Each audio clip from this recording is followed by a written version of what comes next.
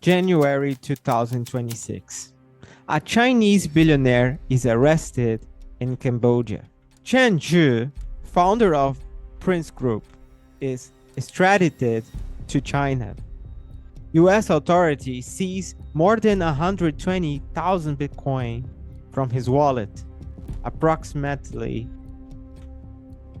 $15 billion. Corporations from Cambodia that stole billions of dollars worth of cryptocurrency. November 2025, London. A Chinese woman is convicted. More than 61,000 Bitcoin is seized. 5.5 billion pounds totally. The largest crypto seizure in UK history.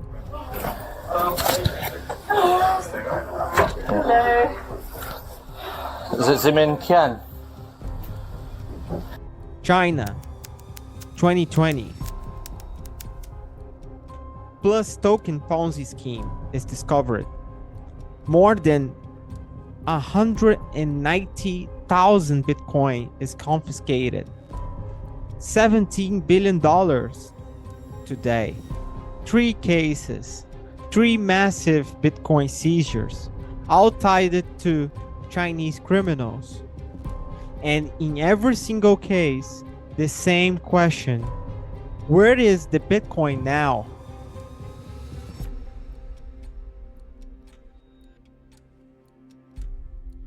Let's start with the newest one because it's absolutely insane.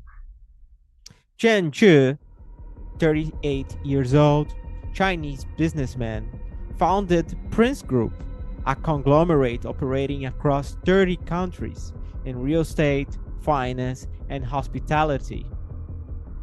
But according to the US and UK authorities, that was all a front, fake image. Behind the facade of digital anonymity, these networks conceal forced labor and pig butchering operations. Pig butchering. It's a crypto scam where they build trust with the victims over weeks or months, then convince them to invest in fake crypto platforms. But here's what makes this truly horrific. These weren't just scammers sitting at computers. People held captive, forced to scam 16 hours a day. One compound alone had more than 1,000 mobile phones controlling more than 70,000 social media accounts.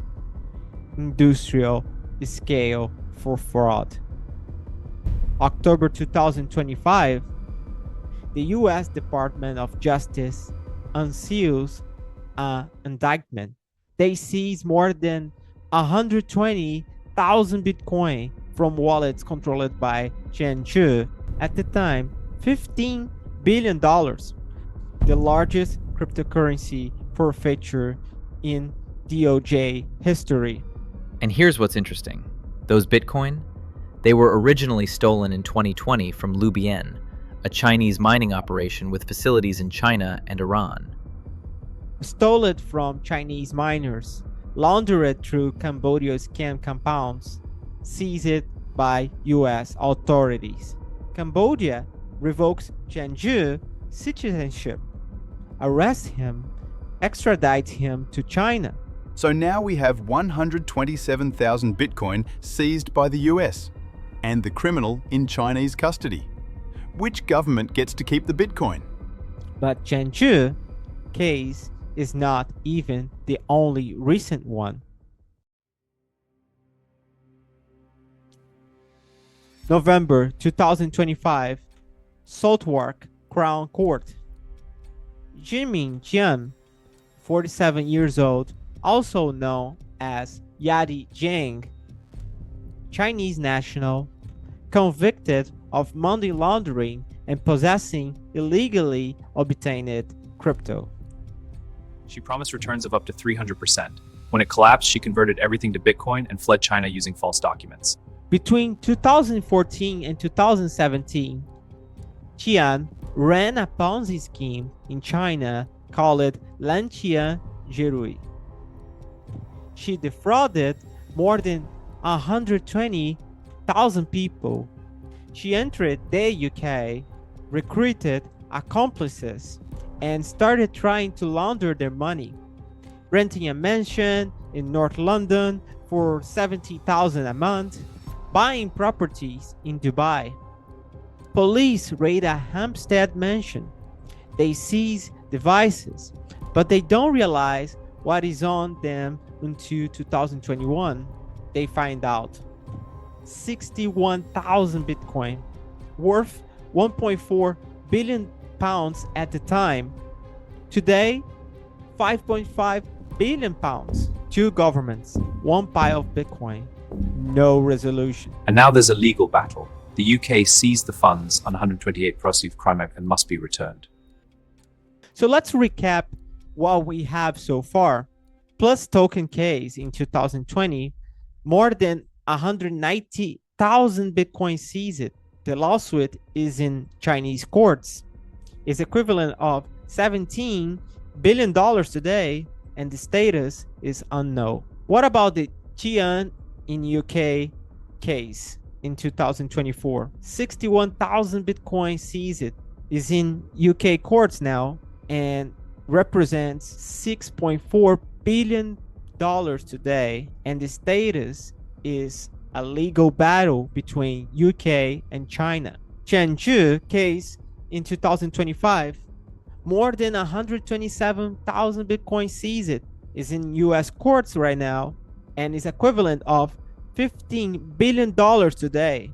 The status of this case is US holds the BTC, but China holds the criminal. So we have in total more than 380,000 Bitcoin.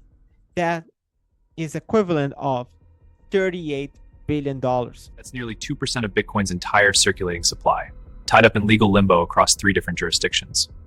And here's what keeps me up at night. What if this is not random? What if there's a pattern here? To understand what is really happening, we need to go back to 2018, China. Something new appears in the Chinese crypto ecosystem, PlusToken. But this was not just another app. This was engineered. The infrastructure was sophisticated. Physical roadshows across Asia. Multi-level marketing that turned users into recruiters. A slick app that actually worked until did not. 9 to 18% monthly returns. In crypto terms, that's promising the moon. But 3 million people believed it. June 2019, the inevitable happens. Withdrawals freeze. The app goes dark. And then comes the message that shook Asian crypto markets.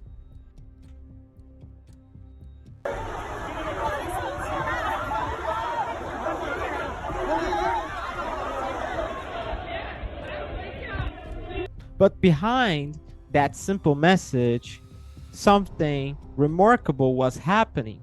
The scammers weren't just running, they were executing. Billions in crypto started moving through sophisticated mixing services, chip mixer. They knew exactly what they were doing. This wasn't amateur hour.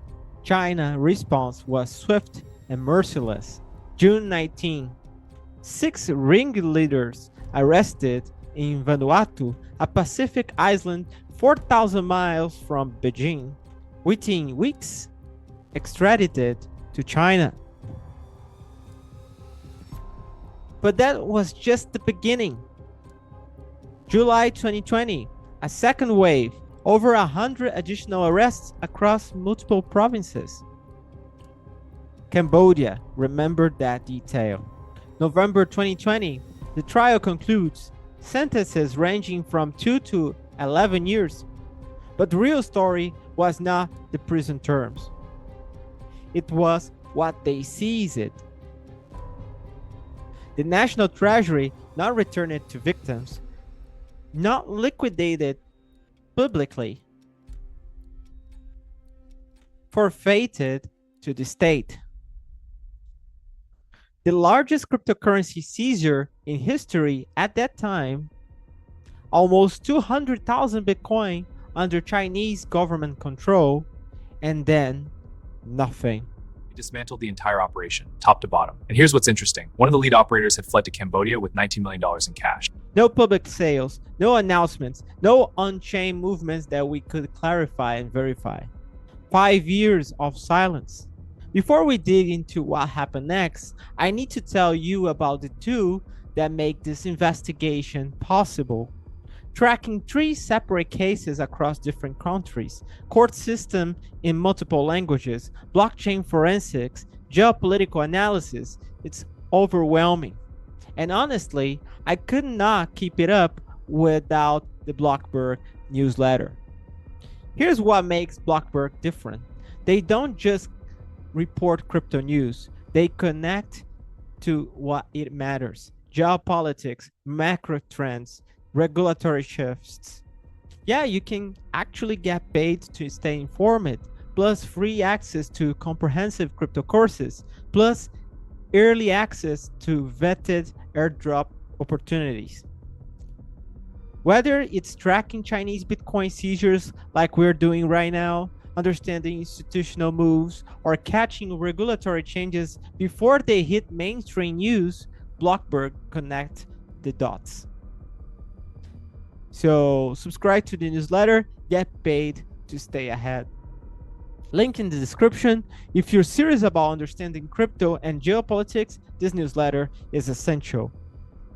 So now let's solve this mystery.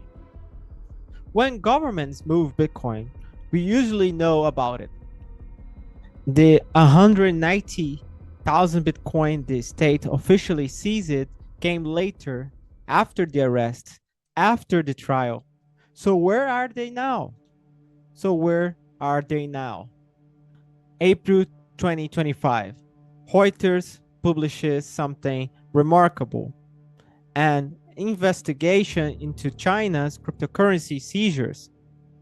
According to their reporting, Chinese local governments are still holding approximately 15,000 Bitcoin from various cases. But here's what is fascinating.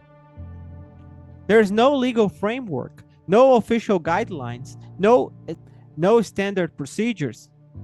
Local authorities literally don't know what they are supposed to do with the seized crypto. Professor Chen Zhi from Zhongnan University of Economics and Law proposed something interesting. He suggested the People's Bank of China should manage seized cryptocurrency as a strategic reserve. Not liquidate for the public benefit, not returning to the victims. Strategic reserve. And here is the thing about China in 2021 crypto ban. It banned crypto trading, mining, and financial services for citizens and companies, but nothing in that ban prevents the government itself from holding cryptocurrency. There's a precedent for this. China holds gold, foreign currencies, strategic petroleum reserves. Why not Bitcoin? And now the pattern becomes clearer. PlusToken 2020, more than 190,000 Bitcoin that China seized, and the status is unknown for 5 years. Qian UK case in 2024, more than 61,000 Bitcoin UK seized, China demanding return to the victims, quote unquote. Chen Zhi case in 2025, more recently, more than 127,000 Bitcoin US seized, China has the criminal locked up. So we're talking about around more or less $38 billion in Bitcoin. 3 cases, 3 countries, 1 common thread. And the question that keeps getting louder, what if is not a coincidence? February 2022, Russia invades Ukraine. The West responds with unprecedented sanctions. They freeze more than $350 billion of Russian central bank reserves. $350 billion gone with a keystroke, with a pen and paper. And China was watching all of that.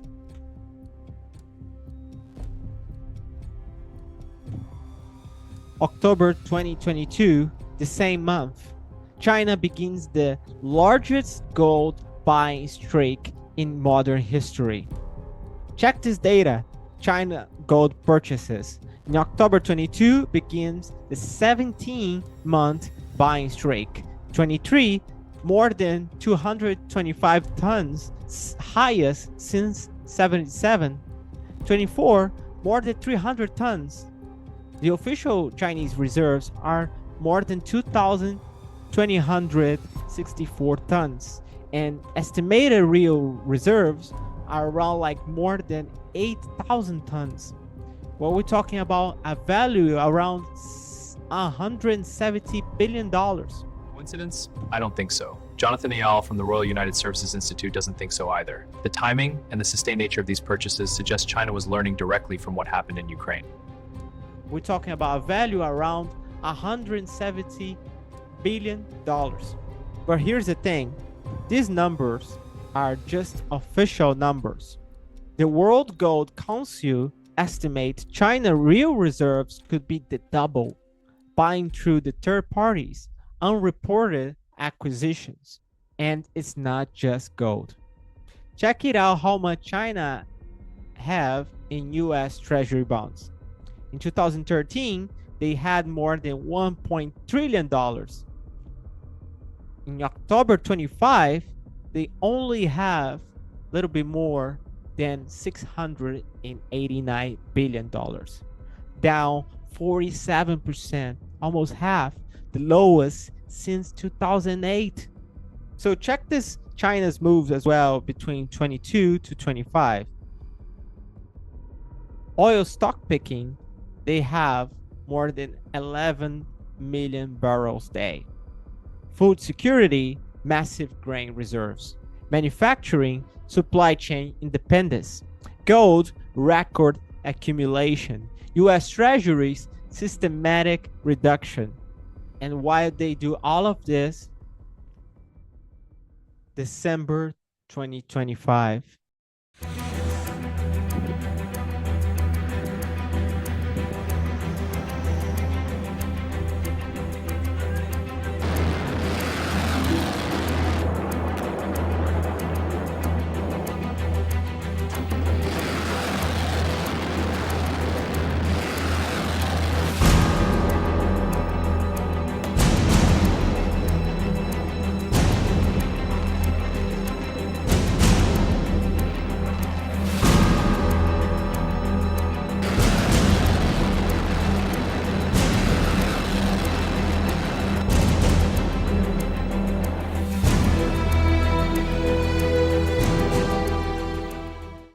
Military exercises.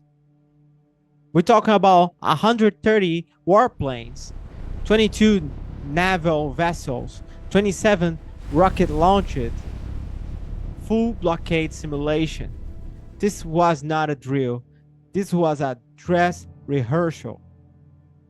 The US intelligence believes that Xi Jinping has ordered the Chinese army to be ready to invade Taiwan by 2027. 2 years away, maybe less. But why does Bitcoin matter in all of this? Taiwan produces 70% of the world's advanced semiconductors. If China invades, the global economy stops, but there is something more powerful than semiconductors. Financial weapons. So think with me.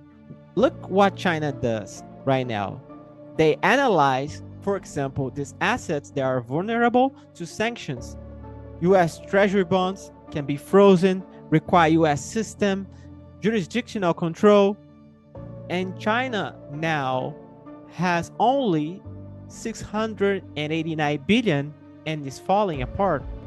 But on the other side, gold is a physical asset, cannot be frozen digitally, is globally accepted, and China have more than $170 billion and is rising. Also check these characteristics for Bitcoin. Bitcoin is decentralized, there's no jurisdiction, cannot be frozen, is 24/7 global trading. And China, we don't know what their plans. Do you see now? If China invades Taiwan and gets sanctioned by Russia, US treasuries become worthless, frozen. But gold, Bitcoin, the perfect financial weapon for challenging the Western hegemony. Here's the calculation I think China is making. If they invade Taiwan in 2027, they will face the full force of the Western sanctions, swift cutoff, dollar freezes, the works. But they have a lot of gold, more than $170 billion of gold that cannot be frozen. Oil stockpiles, record levels, food security, massive grain reserves, manufacturing, supply chain independence, and potentially Bitcoin. More than 380,000 Bitcoin worth of more than $40 billion. Or here's the nuclear option. They could dump it all on markets to cause chaos, or review their holdings to crash confidence in dollar dominance. Financial warfare on a scale we'd never ever seen. And all of these three cases, PlusToken, Qian, Chen Zhi, all Chinese nationals, all fled to China, all converted stolen money to Bitcoin, all got caught by Western authorities. And in every case, China has a claim to the Bitcoin. Now, full transparency. I know it sounds like a conspiracy theory, so let me give you the alternative explanation. This explanation could be true, it's simpler, Occam Razor would prefer it. But here's what nags me. Do they have actual Bitcoin holdings, coordination between cases, strategic intent, Taiwan timeline, government mining control? These are the facts. Everything else is connecting the dots. But the pattern is striking, and China has a long history of strategic planning that Western countries miss until it's too late. So to close all, here's what I think is happening. China is preparing for a post-dollar world, a world where Western institutions cannot control them. They watch Russia get strangled, 350 billion frozen, SWIFT cut off, financial isolation, and they say, not us, never us. So they diversify into assets that the West cannot touch. And Bitcoin, they cannot be stopped from using. Whether they have 2,000 or 200,000 Bitcoin, whether it's coordinated or coincidence, the logic is sound. For a country planning to challenge Western hegemony, potentially invade Taiwan, face the full force of sanctions, Bitcoin is not a luxury. The world is about to find out if Bitcoin promise is real. And maybe, just maybe, they have been accumulating it all along.